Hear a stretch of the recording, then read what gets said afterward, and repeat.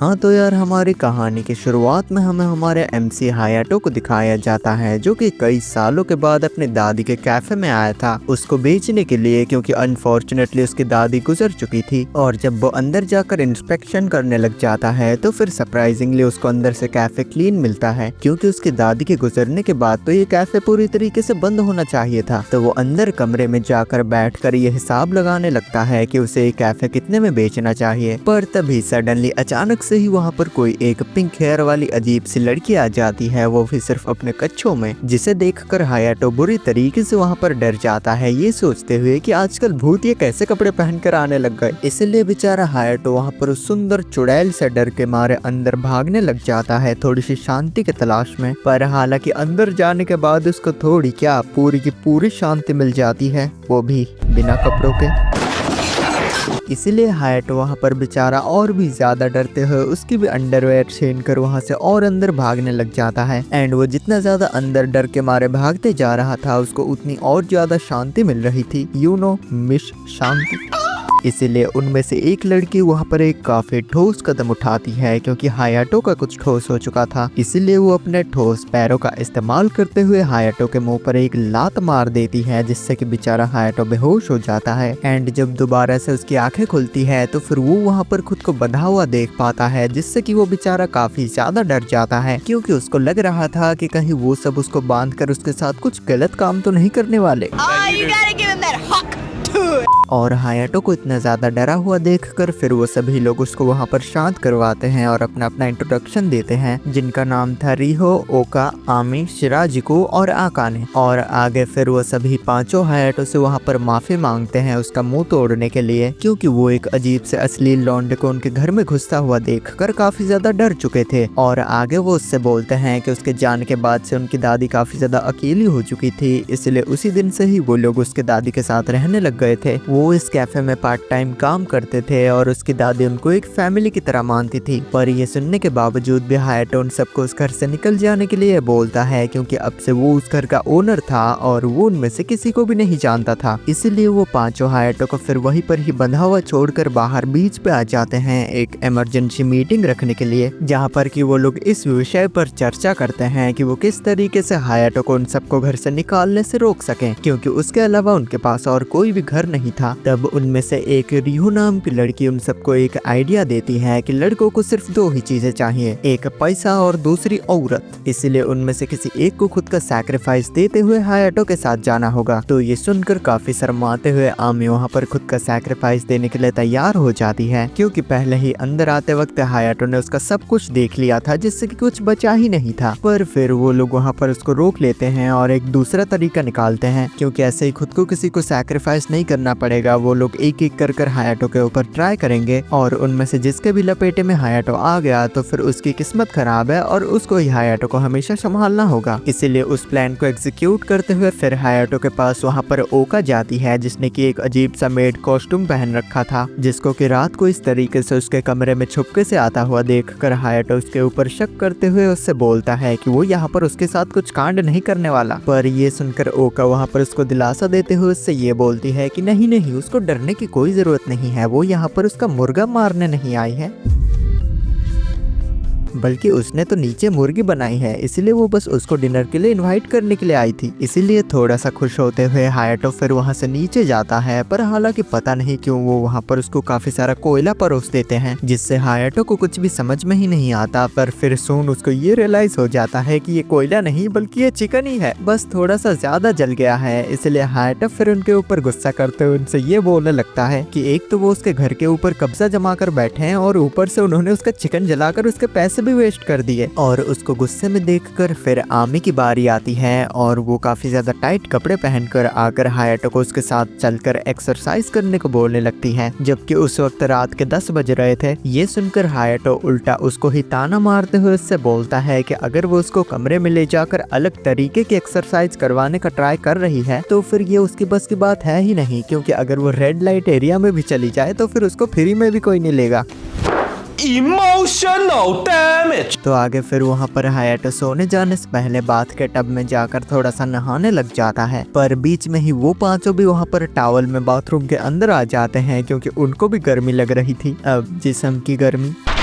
पर जैसे तैसे कर हायाटो फिर वहाँ से अपनी जान बचाकर बाहर आ जाता है। और जब वो आकर अपने कमरे में सोने लग रहा था तो फिर आधी रात को ही बीच में वहाँ पर शिराजिको आ जाती है, जो कि काफी ज्यादा अजीब बिहेव करते हुए आकर हायाटो के ऊपर चढ़कर अपने कपड़े निकालने लग जाती है, क्योंकि उसको सूसू करना था। बिकॉज एक्चुअली में वहाँ पर बाकी लड़कियों ने शिराजिको को काफी ज्यादा दारू पिलाते हुए हायाटो के कमरे में ये बोलते हुए भेज दिया था कि हायाटो का कमरा उसका बाथरूम है और हायाटो उसका टॉयलेट सीट। ये जानकर तो हायाटो वहाँ पर सदमे के मारे ही बेहोश होने लग जाता है, पर बीच में ही अचानक से आमी आकर किसी तरीके से शिराजिको को वहाँ से बाहर निकाल देती है, क्योंकि उसे उन लड़कियों के प्लान के बारे में कुछ भी नहीं पता था और उसे लग रहा था कि हायाटो ने ही वहाँ पर शिराजिको को बुलाया है अपनी प्यास बुझवाने के लिए। तो आगे हमें अगले दिन के सुबह का सीन दिखाया जाता है, जहाँ पर कि वो लोग हायाटो के सामने काफी सारा खाना रखकर उससे माफी मांग रहे थे, क्योंकि पिछली रात को गलतफहमी में गुस्से में आमी ने वहाँ पर हायाटो को बुरी तरीके से पीट दिया था। पर उसके खाने से पहले ही वहाँ पर उनके घर का डोरबेल बजता है और वो जब बाहर आकर देखते हैं तो फिर बाहर वहाँ पर कुछ कस्टमर्स आए थे कॉफी खरीदने के लिए नहीं, बल्कि पूरे कॉफी शॉप को खरीदने के लिए, क्योंकि ऑलरेडी ही हायाटो ने उस शॉप को ऑनलाइन सेल के लिए डाल रखा था। तो वो दोनों कस्टमर्स वहाँ पर अच्छी तरीके से कैफे को चेक करने के बाद उसका वहाँ पर हिसाब लगाते हैं और उनमें से एक वहाँ पर हायाटो से बोलता है कि उसको इस कैफे के बेचने के काफी अच्छे पैसे मिल जाएंगे। ये बोलते हुए वो उस कैफे के बोर्ड को तोड़कर नीचे गिरा देता है, जो देखकर हायाटो को काफी ज्यादा गुस्सा आता है और उसकी एक बचपन की मेमोरी भी ट्रिगर हो जाती है, जब पहली बार उसने अपने दादी के साथ ये कैफे खोला था, जिसको देखकर उसकी दादी कितनी ज्यादा खुश थी। इसलिए हायाटो जाकर उन कस्टमर्स को रोक देता है और उनसे वो बोर्ड लेते हुए उनको बोलता है कि वो अब इस कैफे को बेचना नहीं चाहता, जो देखकर उन लड़कियों को भी काफी अच्छा लगता है। इसलिए उस दिन के रात को ओका फिर से हायाटो के कमरे में आती है, पर इस बार एक नॉर्मल आउटफिट में, और वो हायाटो के लिए कुछ खिचड़ी बनाकर लाई थी, जिसको देखकर हायाटो काफी गुस्सा हो जाता है, क्योंकि उसने फिर से खाने को बर्बाद कर दिया होगा और पता नहीं उसने उस खिचड़ी में गाय के दूध के बजाय कुछ और ना मिला रखा हो,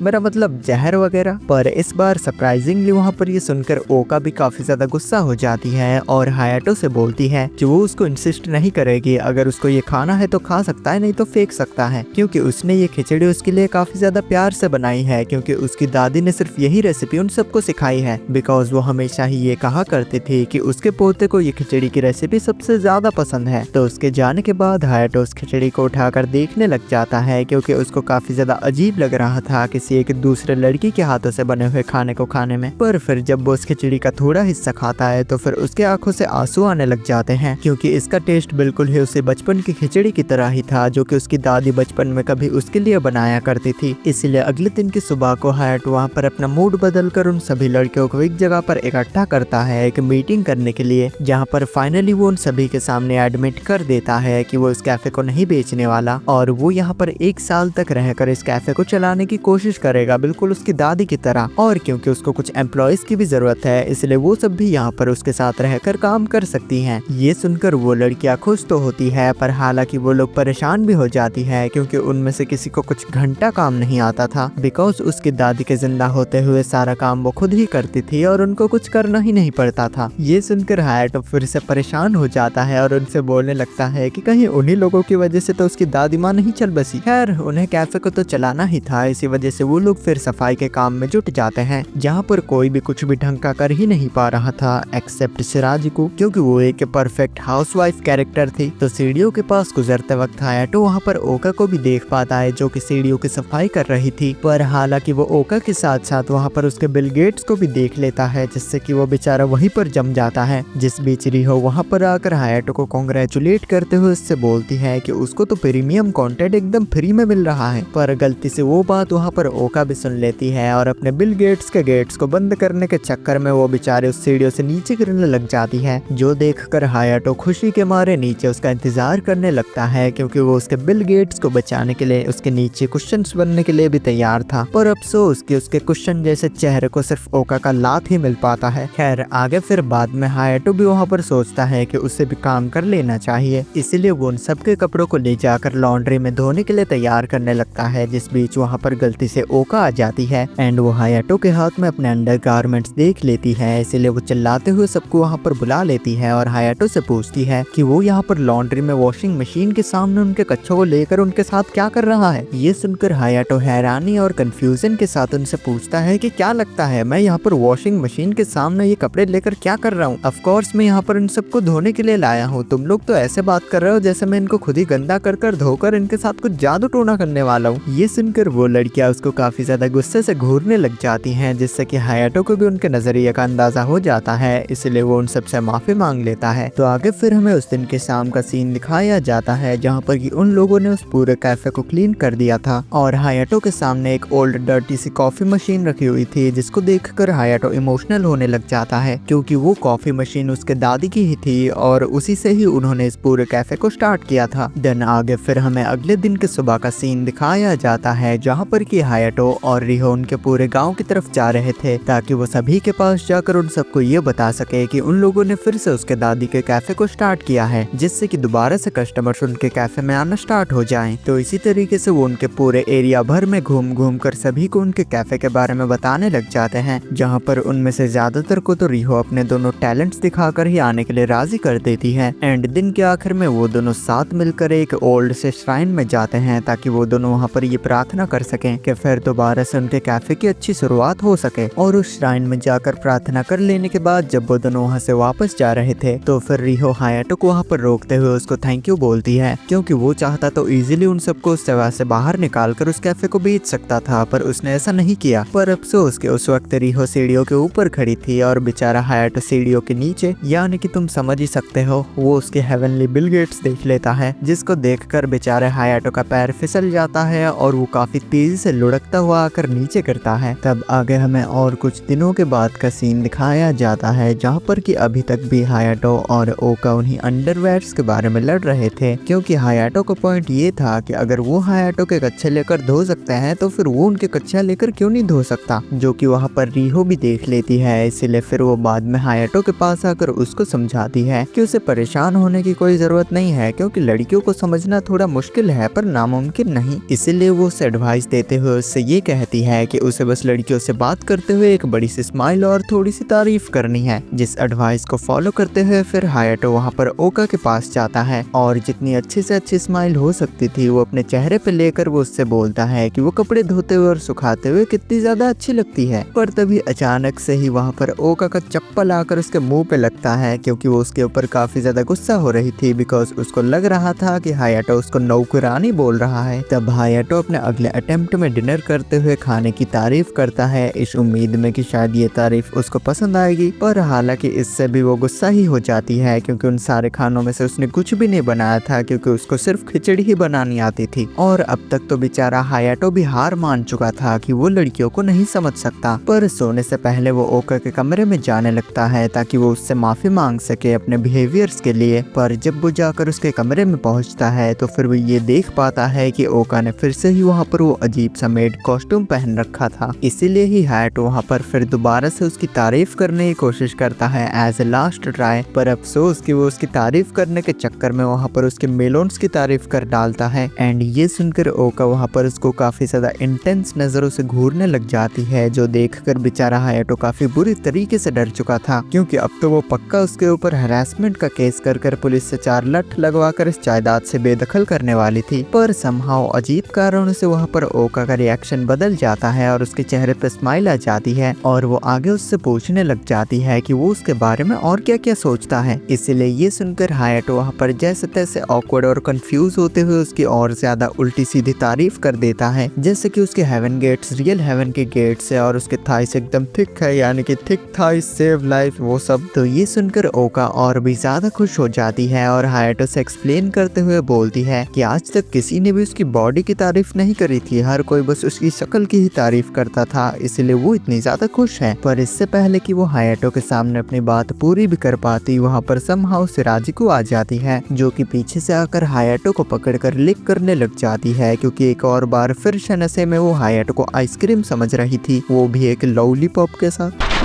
खैर अगले दिन की सुबह सुबह हायाटो फिर से एक मीटिंग रखता है जहाँ पर कि वो उन सभी लड़कियों को बताता है कि वो सून ही इस वाले कैफे को ओपन करने वाले हैं, जो सुनकर वो सभी लड़कियां तो वहाँ पर काफी एक्साइटेड हो जाती है। पर पता नहीं क्यों आमी वहाँ पर थोड़ी सी चुपचाप सी थी, इसलिए ज्यादा न सोचते हुए हायाटो फिर वहाँ पर उनके सामने कुछ पैसे रखता है और बोलता है कि वो उन सभी को उनकी सैलरी एडवांस में देना चाहता है, जो सुनकर वो लड़कियां काफी हैरान होती हैं और रिहो उससे पूछती है कि उसके पास इतने पैसे कहाँ से आए, वो तो फैन ओनली चीजें भी नहीं खोल सकता, जिससे हायाटो रिवील करता है कि उसने रिसेंटली ही ट्रेडिंग सीखी है और उसका एक काफी बड़ा प्रॉफिट भी निकला है, जिससे कि अब से वो भी खुद को हर्षद मोहिता समझने लग गया था। खैर अगले ही दिन वो लोग वहाँ पर अपना कैफे ओपन करते हैं, जिसके ओपन होते ही धीरे धीरे कर वहाँ पर कस्टमर्स आने लग जाते हैं और देखते ही देखते कुछ ही देर के अंदर उन लोगों का कैफे पूरे कस्टमर से बिल्कुल भर जाता है। इसीलिए दिन के आखिर में डिनर के टाइम हायाटो अपने बिजनेस को और ज्यादा बड़ा करने का सोचता है और वो लोग प्लान बनाते हैं कि जल्द ही उन लोगों का एक फेस्टिवल आने वाला है, इसलिए वो लोग उस फेस्टिवल में जाकर एक स्टॉल खोलेंगे। पर उसके लिए भी उन लोगों को कोई ना कोई एक स्पेशल फूड डिश तो चाहिए ही थी, जो कि वो लोग फेस्टिवल में प्रेजेंट करेंगे, जिसका जिम्मा सिराज को अपने 2 टैलेंट्स पे लेती है और वो वहाँ पर एक स्पेशल कुकी की रेसिपी बनाने लग जाती है, जिसके के अंदर वो दारू इस्तेमाल करने वाली थी। पर हालांकि ये देखकर हायाटो काफी ज्यादा डर जाता है, क्योंकि उसको पता था कि ये भंडे लड़की नशे में क्या कुछ कर डालती है। इसीलिए सिराजी को भी हायाटो को संभालते हुए उससे बोलती है कि उसे डरने की जरूरत नहीं है, क्योंकि कुकी बनाते टाइम इसमें से सारा अल्कोहल वेपराइज हो जाएगा। तो फिर कुकी बनाते हुए वहाँ पर वो दोनों आपस में एक दूसरे से बात करने लग जाते हैं, जिस बीच सिराजी को बोलती है कि उसे उसके पसीने की खुशबू काफी ज्यादा पसंद है। वो उसकी खुशबू पाते ही पता नहीं क्यों अजीब सी हो जाती है, जो सुनकर हायाटो फिर से डर जाता है, क्योंकि उसे लग रहा था कि कुकी बनाते टाइम वो भी कुछ दारू गटक गई है। पर फिर सिराजी को बोलती है कि वो तो बस मजाक कर रही है, और ये बोलते हुए ही वो जाकर हायाटो से चपट जाती है, क्योंकि वो वहाँ पर मजाक करने का मजाक कर रही थी।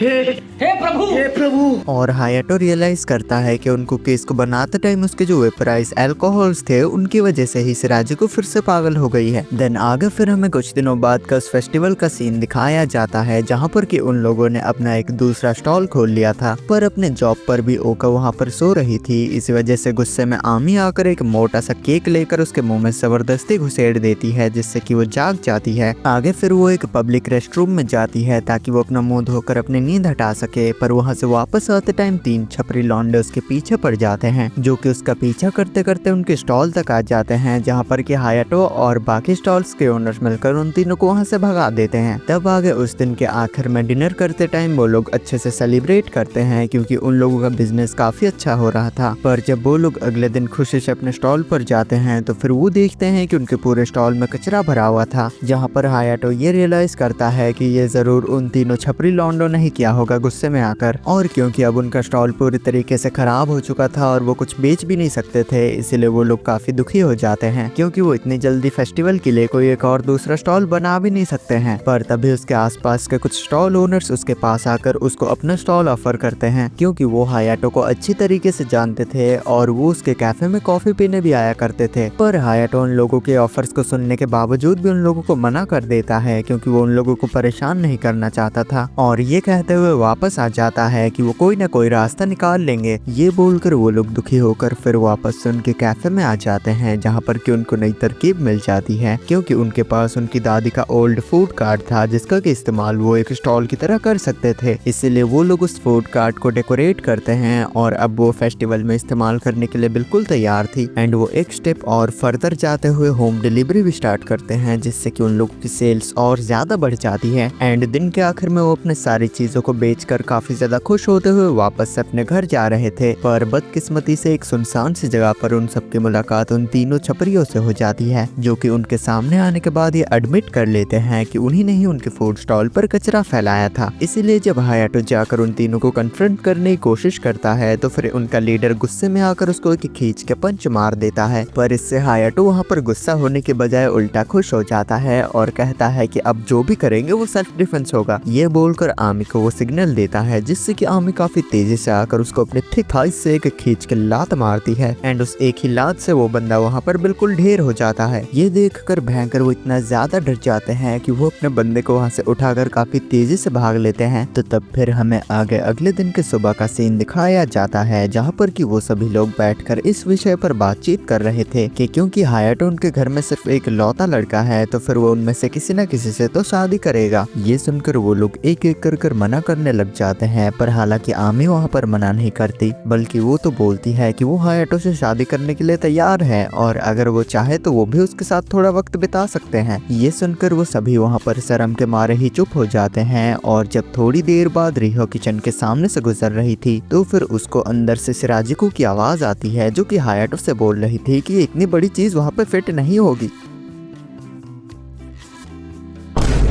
ये सुनकर रिहो के गंदे दिमाग में वहाँ पर कोई गंदा ही ख्याल आता है, इसीलिए फिर वो वहाँ पर गुस्से में किचन के अंदर ये चिल्लाते हुए आ जाती है कि वो दोनों किचन के अंदर ये सब काम नहीं कर सकते। पर अंदर जाने के बाद वो दोनों उससे काफी ज्यादा हैरानी और कंफ्यूजन के साथ पूछने लगते हैं कि क्या मतलब वो दोनों ये काम यहाँ पर नहीं कर सकते, वो खाना किचन में नहीं तो क्या बेडरूम में बनाए, क्योंकि वो दोनों वहाँ पर बस कुछ सैंडविचेस बना रहे थे। ये सुनकर पता नहीं वहाँ पर रिहो के दिमाग में क्या आता है, वो एक अजीब सी शक्ल बनाते हुए हायाटो से बोलती है कि कभी वो उसके साथ भी आकर कुछ सैंडविचेस बना लिया करे, वो भी उसके बेडरूम में। खैर फिर हमें अगले दिन के सुबह का सीन दिखाया जाता है जहाँ पर कि आमी अपने कमरे से बाहर आ रही थी पर किसी एक ज़ॉम्बी की तरह, और उसको उस तरीके से वहाँ पर ओका देख लेती है, जो देख कर कि वो काफी ज्यादा डर जाती है, क्योंकि उसे लग रहा था कि कहीं पिछली रात को हायाटो ने उसके साथ कुछ गलत वलत तो नहीं किया है। इसीलिए वो सीधा ही हायाटो के पास जाकर उससे पूछने लग जाती है कि उसने आमी के साथ क्या किया है, वो ऐसा अजीब बिहेव क्यों कर रही है। एंड वो साथ ही साथ हायाटो को आमी को अपने साथ हॉस्पिटल ले जाने का भी सजेशन देती है कि कहीं आमी 1 से 2 तो नहीं हो गई। ये सुनकर हायाटो ओका से बोलता है कि उसने आमी के साथ ऐसा कुछ भी नहीं किया है। ये बोलकर वो ओका को वहाँ से भगा देता है। पर उस दिन के शाम को कैफे की सफाई करते हुए हायाटो वहाँ पर आमी से ये पूछ ही लेता है कि वो इतना ज्यादा अजीब बिहेव क्यों कर रही है, जिसको ऐसे देखकर ओका को हायाटो के ऊपर ही शक होने लग गया था कि कहीं उसने आमी का भूखा पेट तो नहीं भर दिया, वो भी बिना खाने के।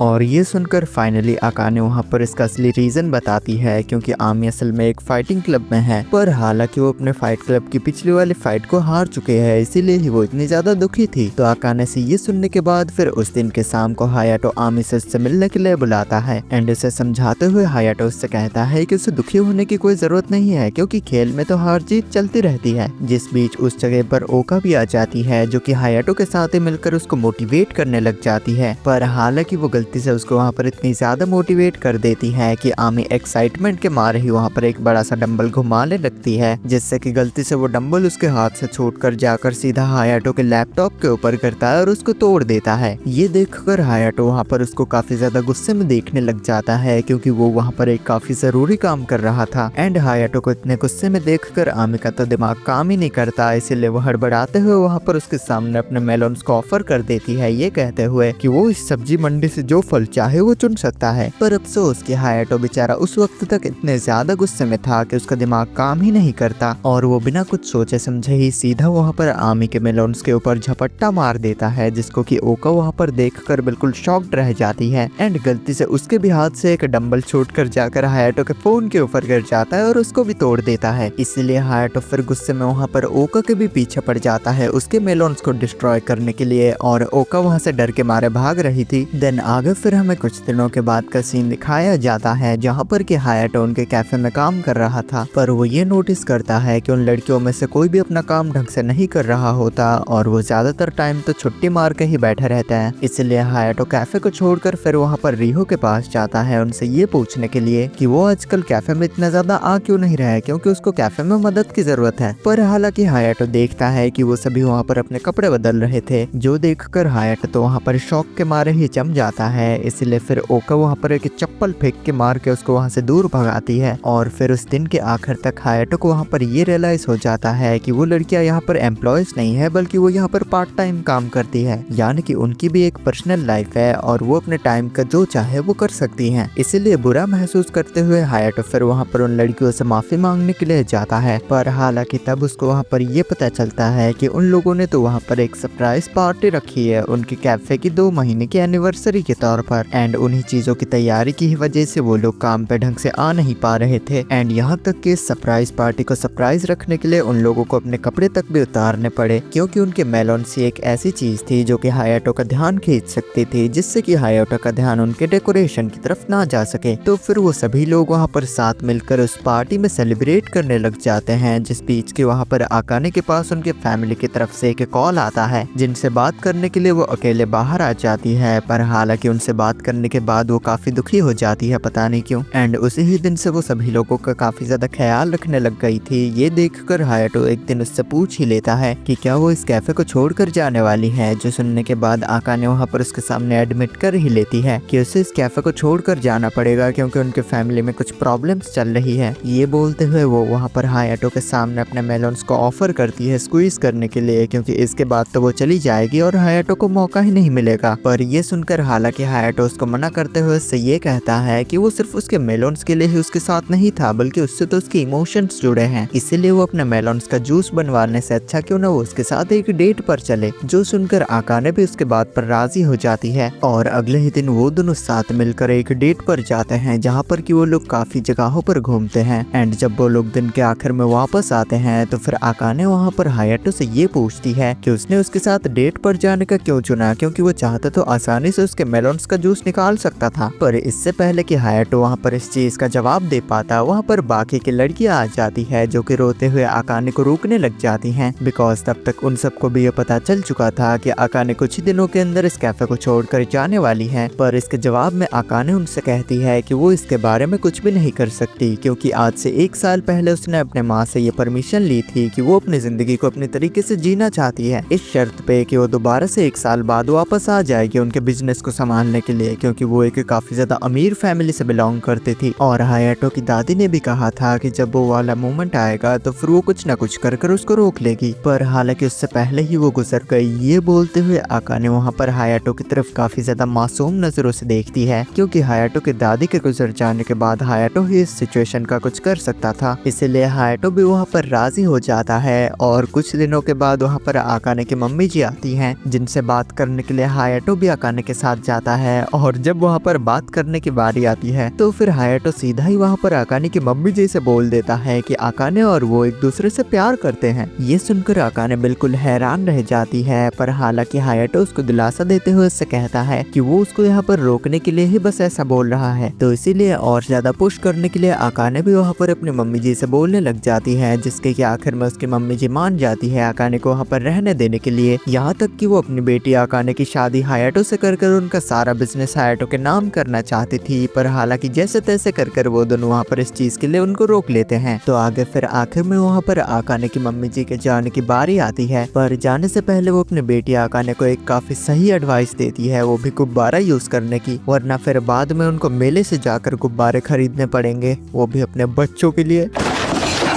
ये सुनकर आकाने शर्म के मारे अपनी मम्मी को वहाँ पर मना करने लग जाती है, क्योंकि वो तो इस चीज को कुछ ज्यादा ही आगे तक सोच रही थी। इसीलिए फिर बाद में जब हायाटो जाकर बीच के पास अकेला बैठा हुआ था, तभी उसके पास आकाने जाती है और उसको हक करते हुए उससे ये कहती है कि अगर वो सही में भी उसके मम्मी से उसका हाथ मांगने चला जाता तो फिर वो इस चीज के लिए भी खुशी खुशी मान जाती। एंड इस तरीके से आकाने फिर वहाँ पर हायाटो के सामने अपने फीलिंग्स के कन्फेशन करती है। और फिर हमें अगले ही दिन के सुबह का सीन दिखाया जाता है, जहाँ पर कि हायाटो सारी लड़कियों को उनकी सैलरीज दे रहा था, और क्योंकि जल्द ही समर्स की छुट्टियां आने वाली थी, इसीलिए वो उन लड़कियों से कहता है कि उसे एक अनाउंसमेंट करना है। जो सुनकर वो लड़कियां काफी ज्यादा खुश हो जाती है, क्योंकि उन्हें लग रहा था कि उन्हें समर्स की छुट्टियां मिलेंगी। पर हालांकि हायाटो कहता है कि क्योंकि गर्मियां आने वाली हैं तो फिर काफी सारे लोग बीच पे भी आएंगे, इसीलिए उन्हें एक शॉप बीच पर भी खोल देना चाहिए, जिससे कि उनके प्रॉफिट और भी ज्यादा बढ़ जाएंगे। ये सुनकर वो लड़कियां दुखी नहीं होती, बल्कि उन्हें हायाटो का आइडिया काफी पसंद आया था, इसीलिए वो लोग एक्साइटमेंट में बोलती हैं कि उन्हें बीच की शॉप के लिए भी कुछ अलग कॉस्ट्यूम्स बनाने पड़ेंगे। ये कहकर वो सभी एक एक कर वहाँ पर हायाटो को अपने कॉस्ट्यूम्स दिखाने लग जाती हैं, जिसमें कि सारा फोकस उनके मेलोन्स के ऊपर था, जिससे देखते ही देखते वहाँ पर बिल्कुल मेलोन्स की पार्टी हो जाती है। खैर, इस तरीके से हमें कुछ दिनों के बाद दिखाया जाता है कि उन लोगों के बीच का कैफे भी खुल चुका था और वहाँ पर काफी सारे कस्टमर्स आ रहे थे। और आगे फिर जब रिहो वहाँ पर हायाटो के पास जाती है कुछ और कस्टमर्स के ऑर्डर लेकर, तो फिर वो देखती है कि वहाँ पर काफी सारी लड़कियां मिलकर हायाटो को लपेटे में लेने की कोशिश कर रही थी, इसलिए वो उनके बीच में जाकर उन सभी लड़कियों को वहाँ पर इस तरीके से भगा देती है जिस तरीके से कोई मक्खियों को भगाता हो। तो इसी तरीके से उनके बीच हाउस की काफी ज्यादा अच्छा परफॉर्म करने की वजह से वो लोग एक दिन छुट्टी लेने का फैसला करते हैं। और उस दिन जबकि सब लोग मजे कर रहे थे, आकाने वहाँ पर ये नोटिस करती है कि हायाटो तो उनके साथ होता ही नहीं, इसीलिए वो उसको ढूंढते हुए जाकर एक अकेली सी जगह पर पहुंच जाती है, जहां पर कि हायाटो अकेले बैठकर फिशिंग कर रहा था। इसी वजह से आकाने फिर जाकर वहां पर हायाटो के साथ बातचीत करने लग जाती है, जिसको कि दूर से खड़ी होकर वहां पर रिहो देख रही थी, जिससे कि रिहो को लगता है कि हायाटो और आकाने के बीच में कुछ चल रहा है, जिसके के बारे में वो जाकर बाकी लड़कियों को भी बता देती है, जिस वजह से वो सभी लोग जाकर एक एक